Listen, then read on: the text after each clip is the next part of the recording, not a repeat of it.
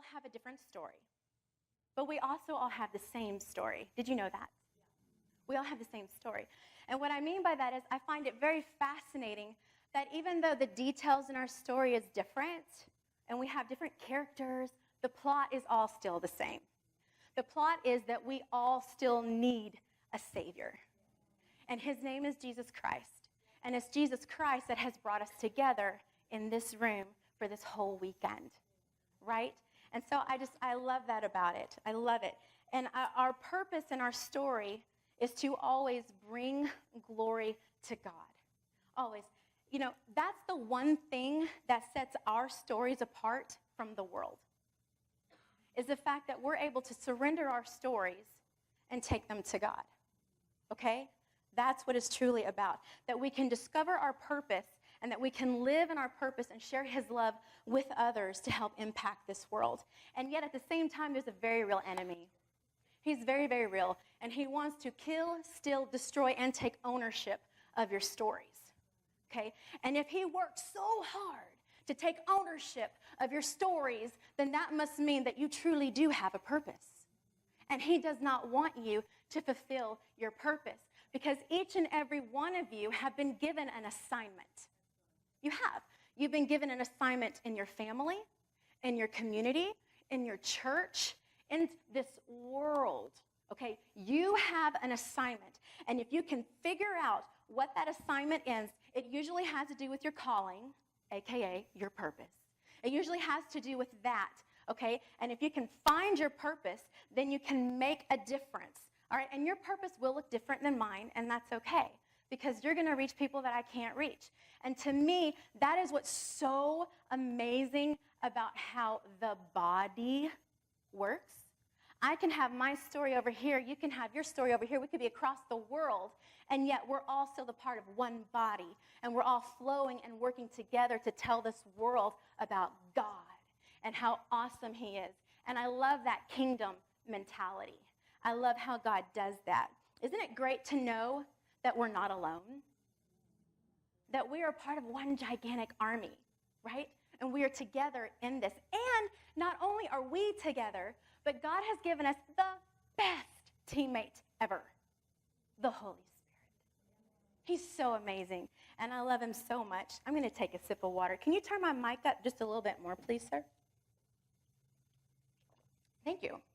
So I thought it would be cool tonight, thanks, to kind of start this conference off a little bit different than what I'll be doing tomorrow morning and Sunday morning. And I wanted to go in light of the theme and share with you a little bit of my story, okay? Now, I am going to say this, that when Miss Debbie said, oh, it's our stories, it's going to be great, I thought, yay, it's story time. Okay, God, I want to talk about this. And then he said, no, Kendra, I want you to talk about this. And I said, no, they don't want to hear that. God, I'm going to talk about this. This is going to be much more fun. And he said, Kendra, I want you to talk about this. And the reason why I want you to talk about this is because if this hadn't happened in your life, you wouldn't be here today with the heart and the passion that you have for all these beautiful women that are in this room, because you had to experience this in order to get here today. So I'm going to be very honest with you. First of all, I hope you all know that when he said that to me, I simply said, yes, sir, right? Because it doesn't do any good to ever argue with God, okay? Because he's just going to keep repeating himself until you finally just become obedient. So just get it done the first time and be done with it, okay? So that's one. But number two, I want to tell you that I really need your support, okay? I like an active audience. I'm okay with laughing. I'm okay with clapping. I'm okay with, what did she just say? I'm okay with, oh, yeah, that's right. Okay, I need involvement from y'all. It does not scare me. It thrives me. And also, because this is something in my life, I just have not talked about it very publicly. I just haven't. You know how you always have that, that one season of your life that you just, yeah, just kind of brushed it aside And you're like, oh, we don't ever want to revisit that. Let's just pretend that didn't really happen, right? This is one of those seasons for me. And I feel like the Lord was telling me this is a very safe room. And so I am going to talk to you about some things that I didn't want to share with y'all tonight, but I'm going to be obedient, and I'm going to do it, and y'all are going to be safe, and you're going to help me get through it. Okay? Cool? All right. So, Lord, I love you. You are faithful. You are awesome. And I just ask that you would have your way. Open our hearts. Open our minds. I speak right now to distractions. You have to go. You have no place here. Instead, Holy Spirit will move as it needs to move and speak through me. In your holy, holy name, amen. All right. So, I was born into ministry. Okay, my parents were pastors, and I was raised in church, and I gave my heart to the Lord at a very young age, about 6 years old. And my parents were a part of a religious denomination where it was incredibly unhealthy. I'll say it that way, where you know that God is more about relationship than he is about rules, right? And that's the best way that I can describe this denomination for the most part, is that it was more about focusing on the rules than it was about, hey, this is God and how much he loves you and how much he'll be with you, that you can talk and be with him every day, more than the relationship with the Lord. And as I grew up in this very toxic religious environment as a pastor's kid, we pastored in West Texas for a while, for about 10 years. I loved it there. It was awesome. And then my parents got an opportunity to move to a small town in Louisiana and pastor a church there. So I was about 9 to 10 years of age whenever they decided, you got the giggles over here, I love it. Okay, so I was about 9 to 10 years of age whenever we decided to move to this small town in Louisiana. And in our denominational background, what you need to know is that in Louisiana, this town and this church was known to be a big deal, okay? It was very well known, and it was an honor to be considered to be there, okay? And so honestly, this was a great opportunity for me and my brothers and my parents, and we truly were excited to go and start our new lives in Louisiana in this town. And I'll never forget, it's just funny what you remember as a kid, right? Whenever we went into the hotel room for the first time to visit this town to see if they liked us, there was this huge fruit basket in our hotel room, okay? And like as a kid, you're going, oh, there's candy in here, and there's fruit, there's snacks, and all, you know, things you remember. Anyway, the sign, there's like this little card that was with this fruit basket, and I'll never forget, the card said, "Welcome to paradise." Welcome to paradise. And I just want to let you know that unfortunately, the following 10 years after us moving there were anything but paradise, okay? Anything but paradise. Because, you see, what we didn't know as a family was that we were walking into a very unhealthy church. And we were walking into a very unhealthy culture where there were some unhealthy people who had experienced a lot of pain. And they weren't sure how to deal with that pain that they had. 2 months after us accepting the pastorate of this church, there was a group of people who had already planned on leaving. They had already planned this. They left, and they went 5 minutes down the road from our church. And, you know, I think that it would have been cool, like they formed their own little church down there, and it would have been cool if they would have just gone and maybe, you do you, boo, you know, kind of thing. But instead, what ended up happening was they just had so much pain from whatever took place before we got there that they chose to say a lot of painful things as they departed and continued saying painful things even after their departure, okay? And honestly, their pain wasn't about us. It had nothing to do with us. We were new, you know, when we got there. But unfortunately, because we were the new leadership, we were the target of their pain, okay? And so although we'd only been there for 2 months, it felt like we had already experienced a really awful divorce. Does that make sense? Where one group would say whatever they had to say to sabotage or hurt the other group, and then the other group would get offended, so they would say whatever they felt they had to say to sabotage and hurt the other group. And it was just kind of this ping pong thing. And I remember at 10 years of age, as a little girl, I remember thinking, I didn't know Christian people could act this way. You know, like I remember that, thinking this. And as the new pastors on the scene, we honestly, truly walked into a hot mess. We walked in and we just did what we knew to do, and we did our best to try to love people through their pain. We did our best to try to bring forth peaceful resolutions. But I want you to hear this, and some of you really need to hear what I'm about to say. You might even want to write it down. We learned very quickly that you cannot fix everything, especially if others are not willing to make peace. If the other people aren't willing to make peace, you're just going to keep running around in circles, exhausting yourself and distracted from your purpose, okay? So just keep that in mind. I don't know who you are, but you needed to know that for whatever you're going through. Anyway, so it was a small town, and really when you're in a small town, there's nothing to do but to gossip and to hear gossip, right? How many have been there? So anyway, what ended up unfolding over the next 10 years of us living there, honest to goodness, was a total nightmare for my family. And our family would endure some pretty toxic treatment. Our character would be tested, and we would see more hearts broken and more lies slandered around town. And then we would ultimately witness another group leaving our church and forming their own community 7 minutes down the road on this side. So our church really was in the middle, one church here and another church here. And for whatever reason, we just continued getting the backlash from all of them. It was pretty crazy on both sides of it. And I'm just going to give you a few highlights. I don't really want to go into a lot of detail about what happened in those 10 years, but I'll just give you a few highlights of what happened, okay? Bullet points. One, my father was accused of an affair. No, he did not have an affair.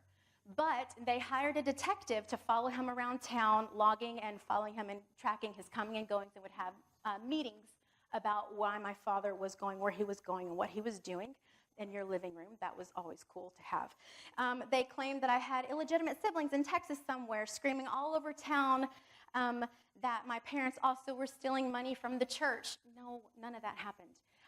They also said that my brothers would rape women in our student loft. No, that never happened. They illegally tapped our phone lines, our family's phone lines, our home phone lines. We were stalked. We were threatened. During my father's messages, when he would preach, people would shout out lies and snicker. I was accused of being promiscuous and being a slut. I was not. But really. Anyway, there was one night where I was 15 years old, and my parents were out of town, and I came home. It was about 10 o'clock at night or so, and a police officer who used to attend our church that left with the second group pulled into our driveway, turned off all of his lights in his car, blocked my car into the driveway, got out, started screaming at me, yelling at me, threatening me to get outside of my car, asking me, Kendra, where have you been tonight? Who have you been sleeping around with? Blah, blah, blah, blah, blah. Thank God I had enough sense as a 15-year-old to stay locked in my car and continue to honk my horn until he went away. So that's just like a tidbit, okay? I have lots of stories to tell, okay? But if I were to tell you these stories, honest to goodness, you would think I was making them up. Honestly. You would think this poor child needs some attention. No, you would think that they were dramatic and that they weren't true. So I'm just going to spare you all of that because that's really how crazy they were. And the thing was, you see, our church was the largest church in that town. So naturally, you would have people from the community attend the church, and if they left with the other group, then they would go. So unfortunately for me, not only was it stuff that would happen at church, but the drama also followed me into middle school, into high school, where my principal, who used to attend our church and left with the second group, made things a little bit difficult for me, where one day I was pulled into my computer teacher. She pulled me into her office, and she proceeded to tell me at 15 to 16 years of age that my parents were going to hell, and that I was a spawn of Satan, and that I needed to make a decision about who I was going to serve. I needed to decide my future. Okay, things like that. Another teacher, which I don't know why she would confess this to me, I guess felt so bad. She told me one day that my peers had actually voted me as homecoming queen, but for whatever reason, the principal did not want to Kelly me to receive the honor, so he had the faculty change the votes so that I would not be given that privilege. So, and this was a public high school. So I just want you to know, like, those kind of weird things should have never happened. So it was this kind of drama that happened in my very formative years, okay? Adolescence, teenage, very, very formative years. And I want to say this up front before I move any further. My parents are amazing people. They are incredible leaders, incredible pastors. They truly have a heart for people and sharing the love of God. They pastor a church in North Carolina today. They've been there for over 17 years. It's an incredible church. Love the people there. They're so sweet. But going back to Louisiana, I think it's important to note that majority of the people at the church where we were awesome people. Like, they really were. They were very wonderful, and they loved our family, and they tried to be encouraging and supportive. But how many of you know that it usually only takes a few disgruntles, and the few can be very loud. They can be very noisy, and they can make things very uncomfortable for the rest of the time.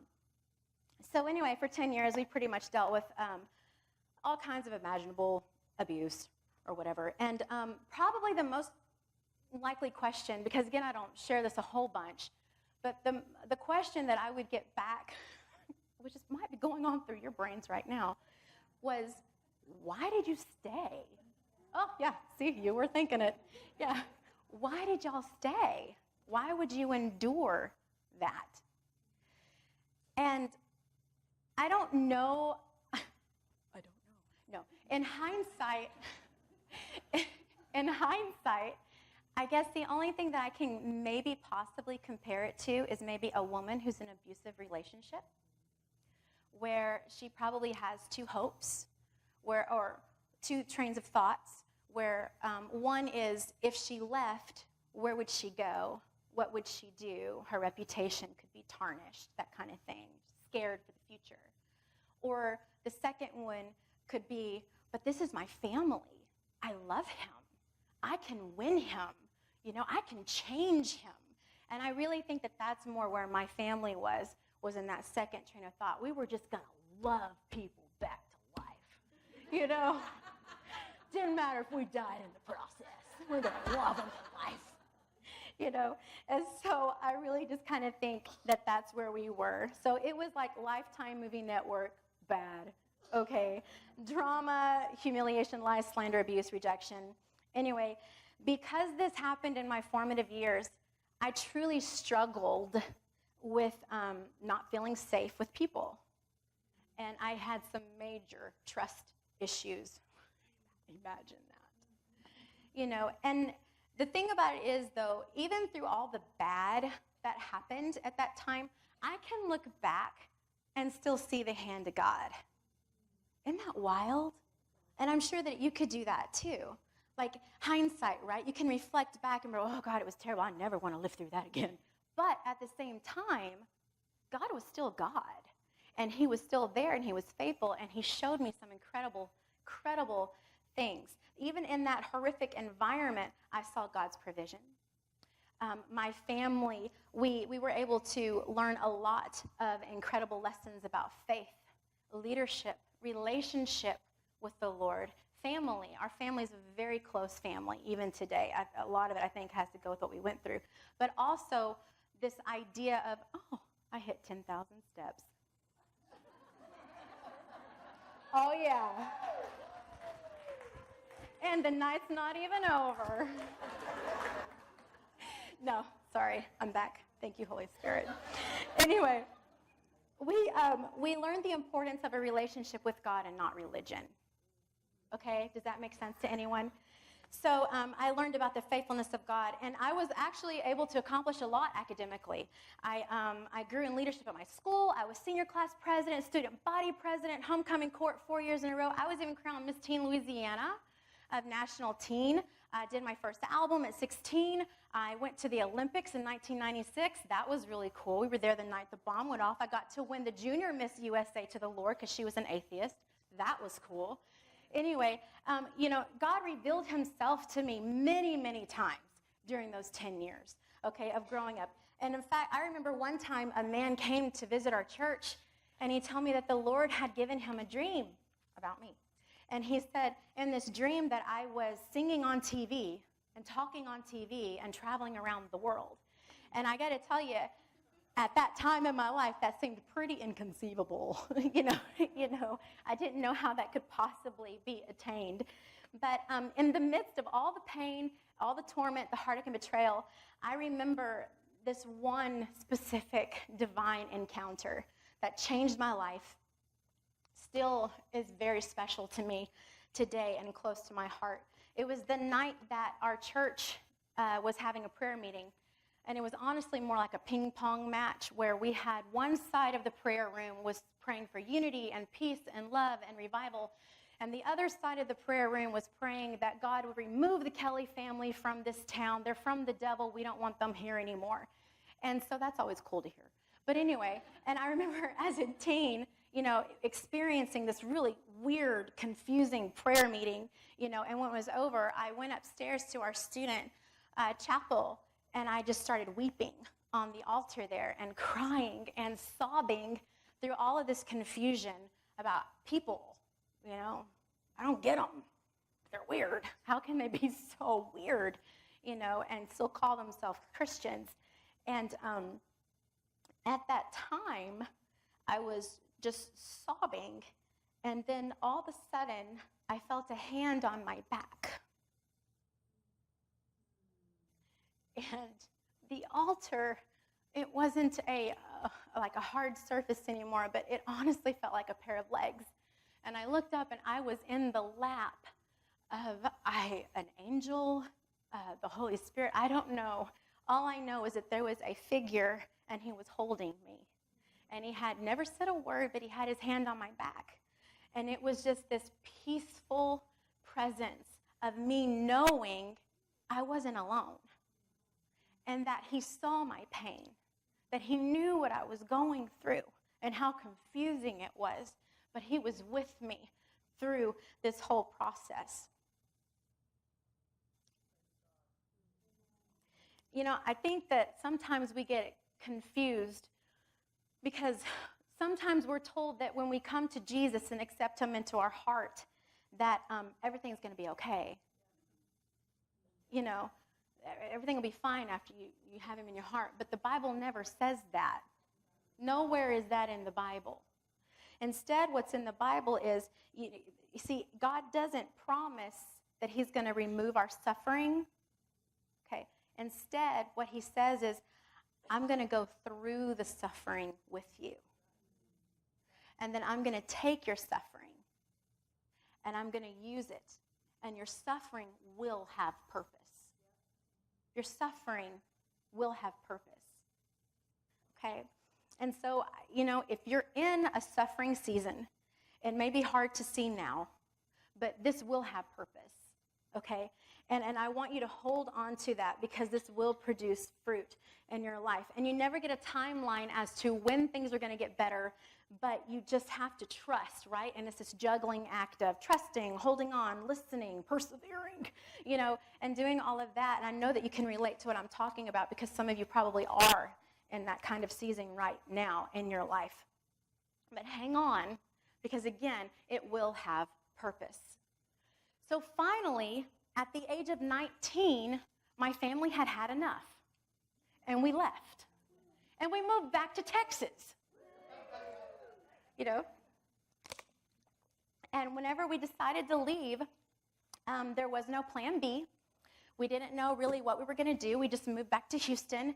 And my dad started traveling, ministering at other churches to bring in income. My mom got a job at a corporate office at Salvation Army. I go and get a job to start paying for my college education. And we were doing our best because this was a whole new life for us, and a whole new chapter was being written for us. And if I'm going to be very honest with you, that season is when my real pain began. That's when it really started to hurt. I can only describe it like a car crash, maybe. If you've ever been in a car crash, when you're in that car crash, you have this adrenaline, like this superhero strength thing that comes over you, and you brace yourself for the impact, right? And then whenever you get home afterwards and you sit on the couch, then the adrenaline is gone, and then your neck starts to ache, you know? Then you start realizing, oh no, my back is hurting. You start feeling the impact of what your body actually went through once that adrenaline is gone. And that's what happened to me during this chapter of my life. Was now that here I am in Houston, and it's actually quiet. It's quiet, and it's peaceful, and it's calming. And now all of a sudden, everything that I had endured and watched my family endure and my parents go through for 10 years, everything started to flood me and hit me like I had just been in a car crash. Depression, anger, exhaustion, fear. It was post-traumatic stress. That's what I was going through. And how many of you know what I'm talking about? If you've ever experienced that kind of post-traumatic stress. Yes. And so it was I have a little bit of OCD, and I am a perfectionist. I dealt with my post-traumatic stress the only way that I knew how, and how it came out, and that was, for one, I had a major fear of germs. Sounds silly, but it was very overwhelming at the time, and it consumed me to the point to where I wanted to wear plastic gloves to college so I didn't have to touch doorknobs. I wanted to spray down my desk before I would sit at it. I would have to double bolt the door 3 times before I would go to bed at night, every night, things like that. My OCD was acting out, if that makes any sense to any of you. I had this obsessive need for control, and this obsessive need to fix everything. On top of that, I began harming myself physically. I would punch myself in the stomach to where I had bruises all on my abdomen, but no one could see it because I didn't go around showing off my belly, And so no one knew about it. I will always remember the night that I was in my bathtub holding the razor and thinking to myself, this could all be over right now. I could end this suffering right now. I remember these things, but I never said a word to anyone about it, because who would I tell? My trust in people had been broken. Who would believe me? What would they do about it? Go tell everyone? Twist it? Manipulate it? What would they do with my suffering? And the worst part about it was I truly felt in that season of my life that for the first time, God had gone silent. I couldn't hear him anymore. I didn't know if he was aware of what I was going through. I didn't know where he was, and I felt abandoned. Can anyone in here, you don't have to raise your hand, but I know I'm not the only one that has had seasons in their life where they have felt that way. Okay. So it just felt like no matter what I did, I couldn't feel anything. I felt numb. Like waking up and getting out of bed took the amount of energy that it took to run a marathon, You just wanted to stay under the covers and not pretend, not have to fake it, for the next day. You just wanted to just hide from it all because you just didn't know what was going to happen next, kind of thing. And I was tired. I felt rejected. And so I remember this one day where I felt like I had had enough, and I got in my red Blazer, little Chevrolet, and I drove to an abandoned field in Houston, and I got out of my car, and I started screaming the most obscene things, yelling, cussing, awful things to the creator of the universe. I don't ever recommend you do that in your pain or your suffering, okay? I remember getting there because here was the deal. I wasn't just angry about everything. I was angry with God about everything. You ever had that time when you've just been angry at God? How does this have purpose? How? And I remember feeling that heaviness in my chest and the heat and my heart pounding. And I got out of that car and I slammed the door and I wanted God to know how ticked off I was. And I remember screaming, "Where are you? Where are you? How could you do this to us? All we ever did was try to love you and serve you. I've always put you first. How could you put our family through this? How could you do this to me? All we did was try to, are you even real? Do you even exist? Or are you just a joke? Or are we the joke? Is this just funny for you, maker of the world? Are you laughing at us right now? Where are you? You are just a hateful, spiteful God. And I'm not leaving this spot until I hear from you again. So I'm waiting.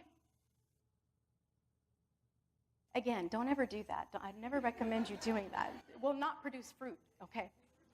Anyway, and I stayed in that field for about 3 hours before I realized how stupid I was. And that I should probably get in my car and return to the safety of my home, as it was nightfall now. And I was driving home, and when I finally got back home, I pulled into the driveway of my house, I put the car in park, and I finally did the smartest, most wisest thing that I could have done. I believe to this day that was the one thing, me doing this, that was the one thing that totally redirected my story. That by doing this, it was the right thing. It was the righteous thing to do. And after I'd had my temper tantrum with the Lord, I apologized to him. And I remember saying, "I'm sorry for my outburst. You know, but God, I still trust you. And I still love you. And I still surrender my life to you. I still want your best in my life. So just take whatever you can, whatever's here, whatever you want. Just take it and use it somehow to give you glory. I'm still yours, and I'm not going to go anywhere." That moment, I truly believe, redirected everything for my future. It did. 2 weeks after that moment, I was at a conference in Dallas where a pastor approached me and told me that she had a singing tour coming up and she wanted me to be a part of it. Would I join her? It was called Destined for Deliverance. And I was like, well, I got nothing else to do. Sure, I'll go, you know. And that tour changed everything.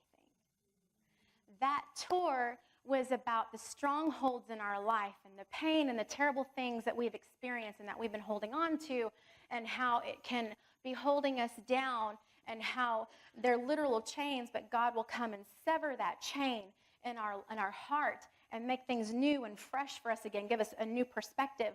And it was a moment of true deliverance for me, but it was also where I met Destined Dean.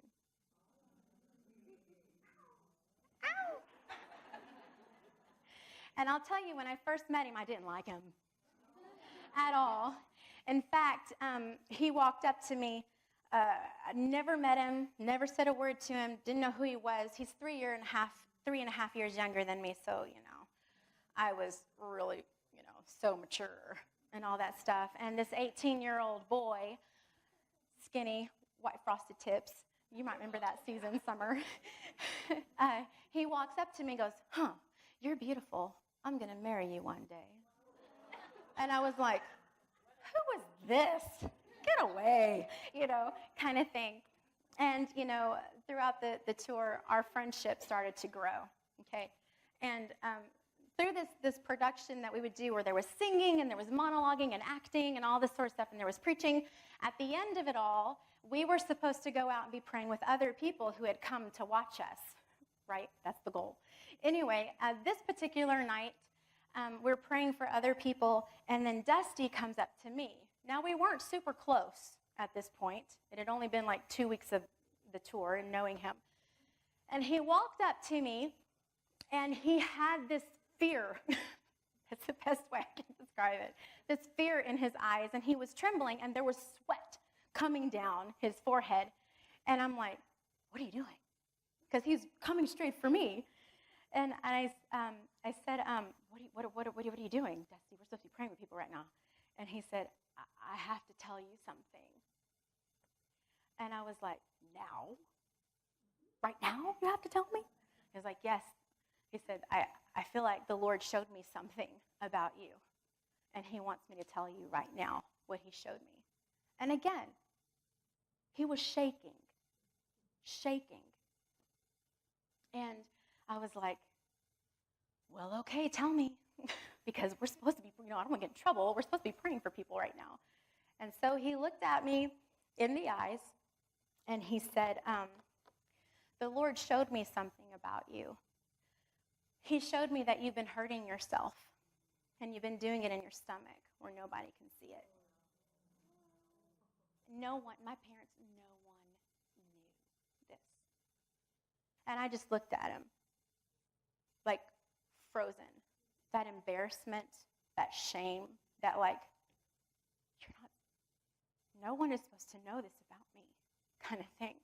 And then he said, but that's not the worst part. And I just looked and I was like, he said, the Lord showed me that you have convinced yourself that you hate religion. But the truth is, Kendra, you hate people. And God can't use you. Well, he said he won't use you until you learn to love his people again. And I remember looking at Dusty, and I was speechless. I didn't know what to say. I was 100% exposed. And then he just looked at me and he said, and that's all I'm supposed to tell you. And he turned around and walked away. And when he left, I just realized that's the truth. I hate people. Oh my God. I hate people. Who am I to hate people? And I just remember falling and crumbling to the floor in that moment and sobbing and repenting and telling God how sorry I was for my arrogance, for my self-righteousness, and just how I'm so sorry. Who am I to hate your creation? And it was just a true moment of brokenness. And whenever I felt like I had finally got right in my heart again with the Lord, I finally heard him speak to me again. And I hadn't heard him in so long. And he said, Kendra, look at your hands. And so I looked at my hands, and he said, now I can use you to help heal my people. And now I can do great things with these hands. In that moment, I had such a perspective of people in general. I had this perspective of mercy and this grace that God has for his children. And for all those people that had caused me so much pain, all of a sudden, I started to feel sorry for them in a way. I was still a little angry, don't get me wrong. But my mindset, my view of them had changed. I saw them differently. I started to feel compassion for them, and that was the moment that forgiveness was being birthed inside of me. That's where it was starting for me, and a brand new chapter was beginning. And a few days after that moment, Dusty and I were on the bus with everybody else. He was sitting behind me. We're having a conversation. And I heard the Lord say, "You're going to marry this man one day." And I looked at the 18-year-old and I said, "No, I'm not." And again, he just repeated himself. He said, "You're going to marry this man one day." And from that moment forward, something also started happening in my heart for William Destined Dean. And I got to tell you that one of the main reasons why I was so against it in my heart, because Dusty was a good guy, but Dusty had made it very clear that his passion was to pastor. Ding, ding, ding, ding, ding, ding, ding. And I begged God. I was like, I can't marry someone who wants to be a pastor. You can't put me through that again. I don't want to go through this again. I've learned my lesson. Don't make me do it again, right? How many of you have ever thought that before in what you're going through? And again, the Lord just simply repeated himself and said, "You're going to marry him one day." And as a little sidebar, if you have a nagging feeling on the inside of something that you should do, or someone that you need to talk to, or some kind of thing that you just can't seem to get it out of your head, okay, and it just keeps repeating itself to you and you keep brushing it aside, there's a high possibility that that could be the Lord trying to get you to stretch yourself, trying to get you to grow yourself and put your trust in him and stop trying to control things. He's trying to see how teachable and how obedient you can be. Okay, so I just wanted to throw that in for free. So if that's you, you might just want to reconsider why that's on repeat in your life. Anyway, within a week of finishing this tour, Destined for Deliverance, I was offered a job to move to Dallas, Texas. And then that job led me to an interview and audition with Joni Lamb, which led me to be a part of the Daystar family for over 17 years. Dusty and I dated for 4 years, and then we got married and had 2 kids.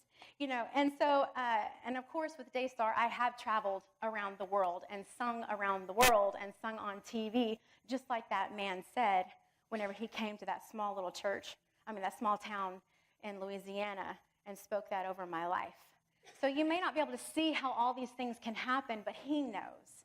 It's all up to our surrendering and our obedience, okay?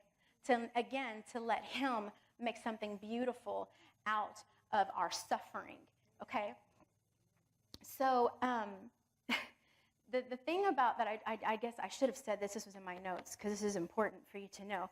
So Dusty and I have been married for 13 years. He and I have done ministry together for about 17 to 18 years. And so we do pastor the church together. And here's the kicker. I love it. I love pastoring. I love it. And I love people. What? I do. I love people, and I love watching what God can do in people. And some of you might be thinking, wow, that's so great. That's such an awesome testimony, Kendra. But, there's more to my story. There always is, right? You don't know about the time that 2 years after Dusty and I got married, we actually separated for 12 months. We were on the brink of divorce. And then God restored our marriage and brought us back together. You don't know how hard and how difficult it was to conceive both of our daughters. There's so many stories that I could share with you and tell you because we are always writing chapters in our life. I say that because that one chapter, that one season that you went through, that does not define you. It doesn't. There's much, much more to you.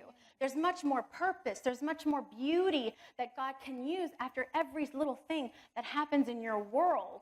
okay, that he can continue to mold and grow and stretch into you, that makes you this big, beautiful novel that everyone just wants to see and read and be a part of. Okay? It's kind of like where it says in Ecclesiastes 3, 1 through 8, there's a time for everything, right? I'm going to go through it super fast. There's a time for birth, time for death. The time to plant, tend, to reap, to kill or to heal, to destroy, to construct, to cry or to laugh, to lament or to cheer, to make love and then to abstain, to embrace and then another to part, to search and another to count your losses, to hold on and to let go, to rip out and then another to mend, to shut up, and then to speak up, to love and to hate, to wage war or to make peace. There's so many different seasons in your life that are going to create stories in your life. And the thing that you need to understand is that change is going to come. Change will come. And you have two very real choices when that change comes. The first thing that you can decide to do is you can try to control and manipulate the situation to get your desired result. Or the second thing that you can choose to do is you can be righteous. You can surrender what you're going through. Surrender everything to the Lord. The changes, the seasons, the chapters, give it all to God, because once you surrender it to him, he controls your narrative. Then he's in charge. And I'm not just the girl who survived that small town in Louisiana, or who survived religion or self-abuse or depression or OCD or anxiety or an unhealthy marriage that was about to divorce. No, I am a woman after God's own heart. I am a woman who chose to forgive humanity and human pious laws. I'm a woman who decided that I can help lead people into a loving relationship with the Lord. A woman who surrendered anxiety and expectations to God. Yes, and someone who chooses to find joy in the middle of her adversity. A woman who had a failing marriage but chose to surrender the heartache. Okay, she chose to give all of that and learn to forgive so that we could have a healthy, loving marriage today. All right, I'm a woman who chooses to speak life over my circumstances instead of wallowing in my disappointments. That's the kind of woman that God is calling you to be. Does that make sense? We are all women that God is calling to surrender us to him. And we have to learn to yield each season, each lesson. We have to learn to yield it and simply say, take it. Take it, God. Take all of it. Take whatever you can and use it for your good. You make something out of this mess. You take it, and you can have it, okay? Because he's growing you. Lord, what do you want to teach me right now? What are you trying to heal in me that I didn't know was still in there? What are you trying to retrain in my mind right now? What are you trying to do in me? Help me get it. Help me get the lesson so that I can grow in you. Help me understand it. Help me understand it. No matter what you're going through, he will turn it around and make it beautiful. He can do that. And I want you to think about this one little thought. Have you ever wondered why it's so important for you to make the decision to surrender your season to the Lord? Have you ever wondered why you have to surrender your story to God? I have an idea. Maybe it's because it's not ever our story to begin with. Maybe it's not my story at all. And I think that society, we get it so confused. We get it so messed up because it's my life, my choices, right? My story. No. I think that this is God's story, and we're just pieces of his chapter. We're pieces in the big story that God is writing and that he's creating. So a lot of times we think, how can I go about my life and make God fit into my story? We're just fitting into his the whole time. Every character in the Bible all points back to God. They all have a purpose, and it points back to God.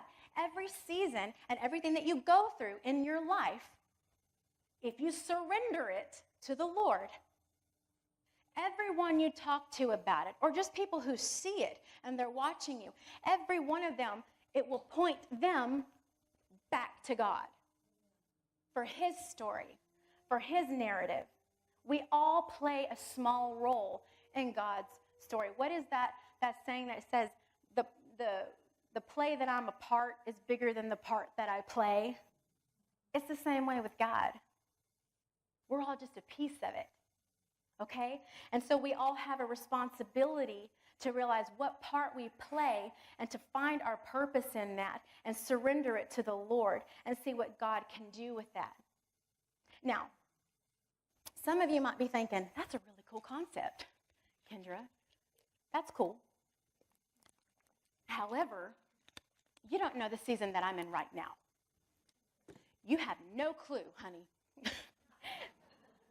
You have no idea about the people that are on my list that I have to forgive, that have wronged me, that have abused me, that have been hateful to me. You have no clue, Kendra, how long this list is for me.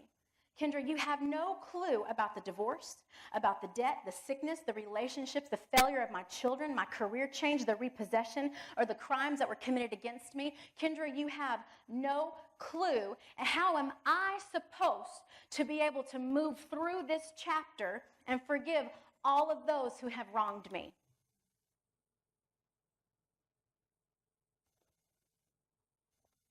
Well, I can tell you how, if you want me to. Thank you. I can tell you how I did it, because I promise my list was really long. And how I still do it today. You ready? Okay. Here it comes. Corn dogs. Corn dogs. Through a corn dog. You see, one day, I'm for real, it's through a corn dog. One day, when I was becoming one with the carpet and feeling sorry for myself and going over my long list of people that had wronged me, how am I supposed to forgive all these people, Lord? Everything they've done, it just hurts and it just stings so much. They were so cunning and they were so manipulative and they were so devious in how they treated me and da-da-da-da-da-da. In that moment, I asked him, how do I forgive? And he gave me a vision of a corn dog. To which I said, no, thank you, I'm not hungry. But the corn dog stayed. Now look, he created me, okay? He created this personality, so he knows what gets to me, okay? So I just hope you enjoy this. But anyway, the image of the corn dog just kept staying there. And I was like, Lord, what are you trying to show me about this corn dog? What is it about a corn dog? And he said to me, Kendra, you're overcomplicating this. You have a tendency, Kendra, to overcomplicate people. Okay? He said, I want you to look at the corn dog. It still cracks me up. What is in a corn dog? It's a hot dog wrapped in cornbread. That's it. It doesn't get much more simple than this. It's a hot dog wrapped in cornbread. People are just souls wrapped in flesh. A soul wrapped in flesh. The only thing that makes them different is his spirit in the corn dog. I hate to break it to you, but we are all just hot dogs wrapped in cornbread. Okay? But he said, Kendra, seriously, he said, each day that soul gets out of bed and they try to put one foot in front of the other as they tow this thing called life, where they try to make the best decisions that they can each day to live like Christ. And some days we get it okay, but most of the time we don't get it right. We mess up. And that's where you have to realize you don't know what happened to that person. You don't know their story. You don't know what happened in them to construct the way that they think and that they process and how they do the choices that they make. They're just a hot dog wrapped in cornbread. They're just a soul wrapped in flesh. That's all they are. And they're gonna mess up because they're a corn dog.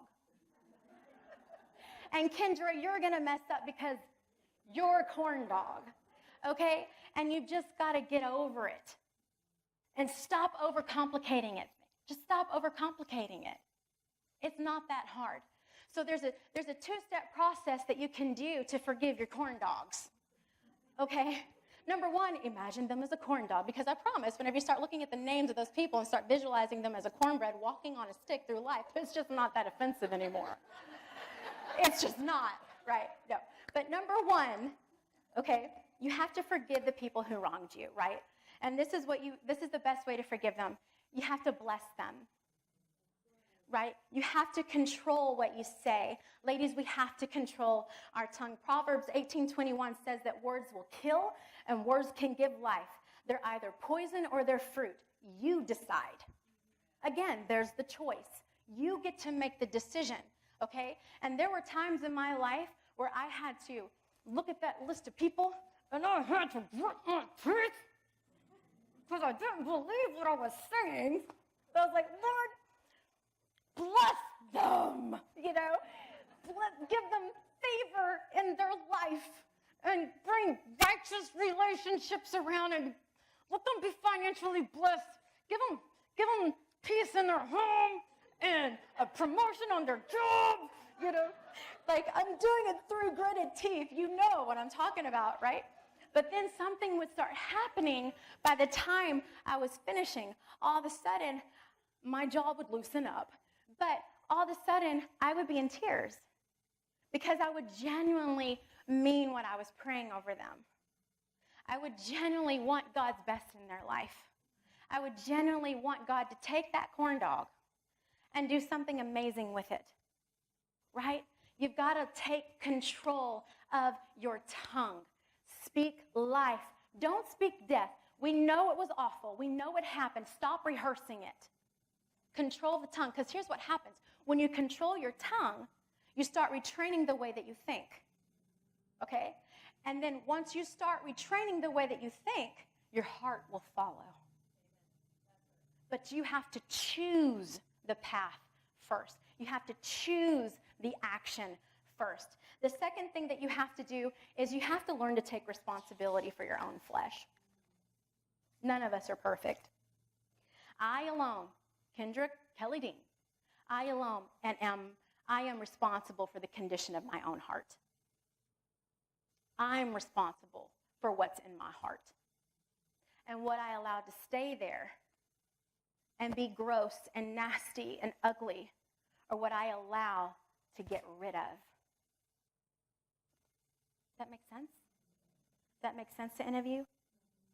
I alone have to learn to raise my expectations of people and raise my expectations in God. I alone can do that. I have to choose to let go of the weight of the outside voices that are taking over in my head. I have to choose not to get caught up in the drama. And I have to choose to walk in love, focusing on my purpose so that I can continue to make a difference in this world. Okay? I want you to look at Proverbs 4:23-27. It says, keep vigilant watch over your heart. That's where life starts. Don't talk out of both sides of your mouth. Avoid careless banter, white lies, and gossip. Keep your eyes where? Straight ahead. Keep them straight ahead. Ignore all sideshow distractions. Watch your step, and the road will stretch out smooth before you. He's going to make that crooked path straight before you. Don't look to the right or to the left. You're going to leave evil in the dust. Ignore your sideshows. Ignore them. It's not worth it. We have too much to do. We have too many people to talk about God to. We have too many people to expose our story to and say, there's still hope here, y'all.